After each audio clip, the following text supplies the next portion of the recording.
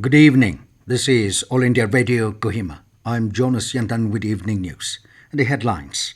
Nagaland government announces unlocks Phase 3 in the state from 18 July till 1st August. Union Education Minister and Tribal Affairs Minister jointly launches School Innovation Ambassador Training Program. Digital platform Kisan Sarathi launched to facilitate farmers to get right information at the right time in their desired language. And Union Power Minister R.K. Singh releases 9th integrated ratings for state power distribution utilities.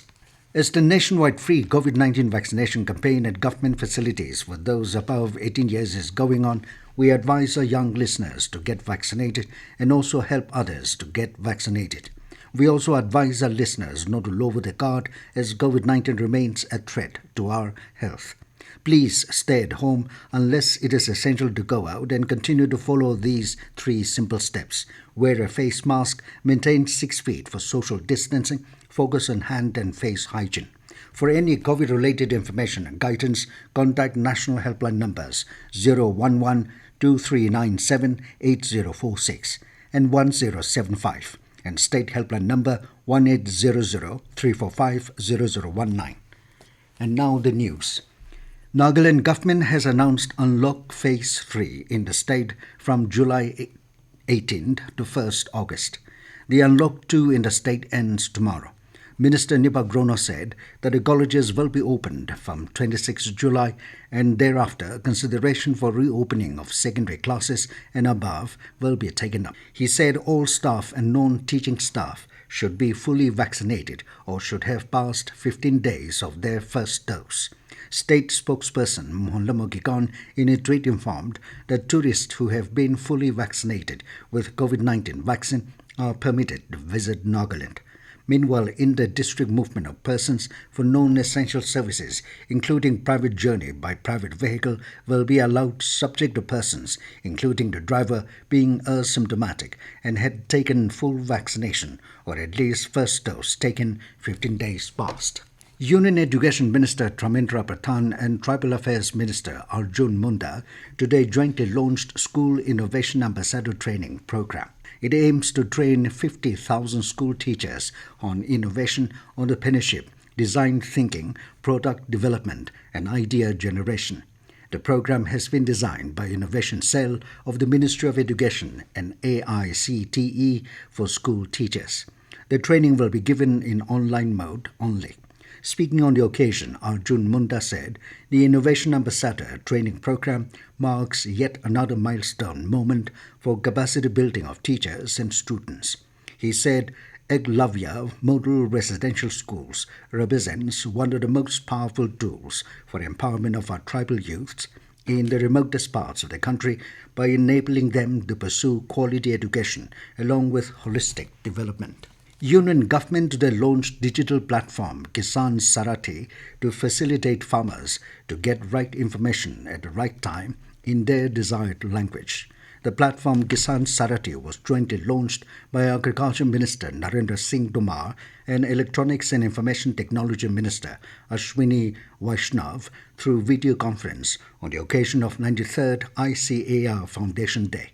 Speaking on the occasion, Ashwini Vaishnav said, farmers can avail personalized advisories on agriculture and allied areas directly from scientists of Krishi Vigyan Kendra through the digital platform. The minister asked the ICAR scientists to take up research on new technological interventions in areas of transportation of farmers' crop from their farm gate to warehouses, markets and the places where they want to sell with minimum damage. Union Minister of Power, New and Renewable Energy, R.K. Singh, released the 9th integrated ratings for state power distribution utilities today. The minister appreciated that the 9th annual integrated rating exercise covering 41 state power distribution utilities for rating period during financial year 2019-20 has been completed with enthusiastic participation of all the utilities. He congratulated all stakeholders,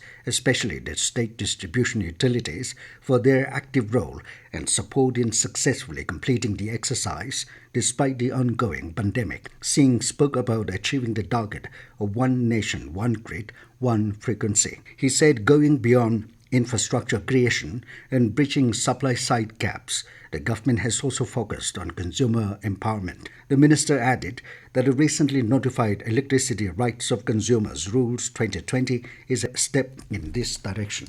This news comes to you from All India Radio, Kohima.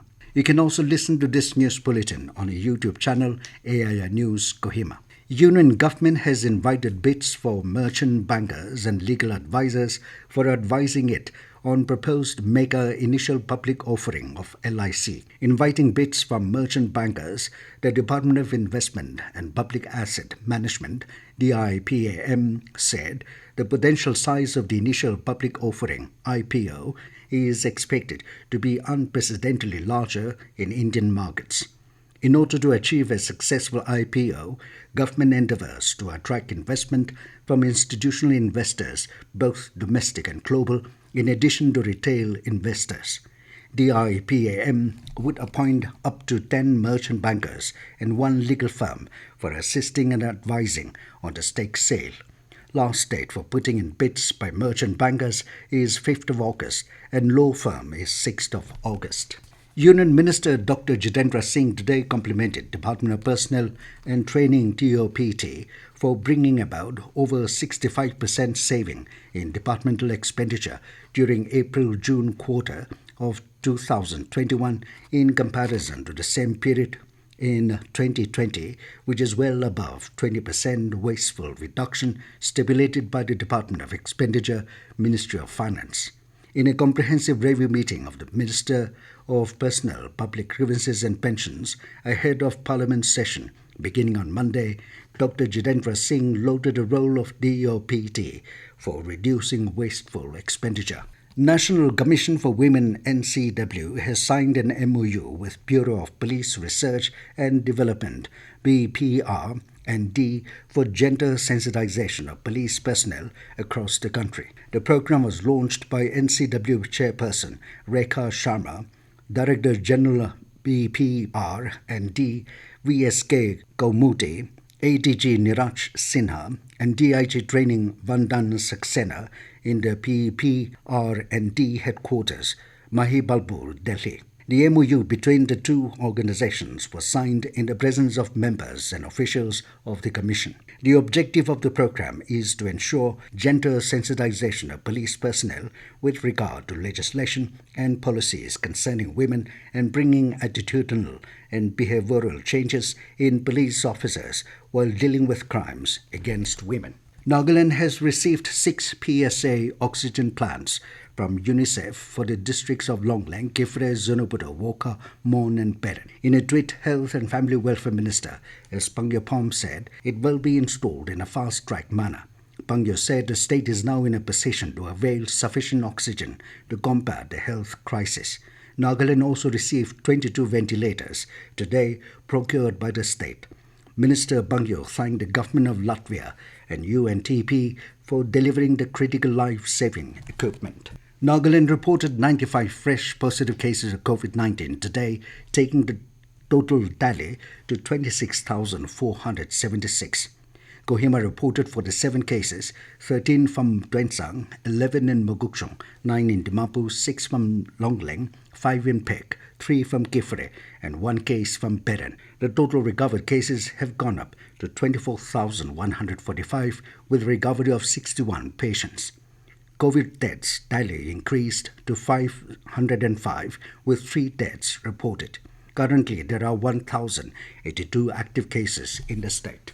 Nagaland Board of School Education NBSC has informed that the Chief Minister's Meritorious Students Fellowship Felicitation Program for 50 students who secured top ranks in the HSLC examination 2020 conducted by the NBSC will be held virtually on 19th July. And now to the news, here are the main points again. Nagaland government announces unlock phase 3 in the state from 18 July till 1st August. Union Education Minister and Tribal Affairs Minister jointly launches School Innovation Ambassador Training Program. Digital platform Kisan Sarati launched to facilitate farmers to get right information at the right time in their desired language. And Union Power Minister R.K. Singh releases the 9th integrated ratings for state power distribution utilities. That is all we have in this evening news bulletin. Good night.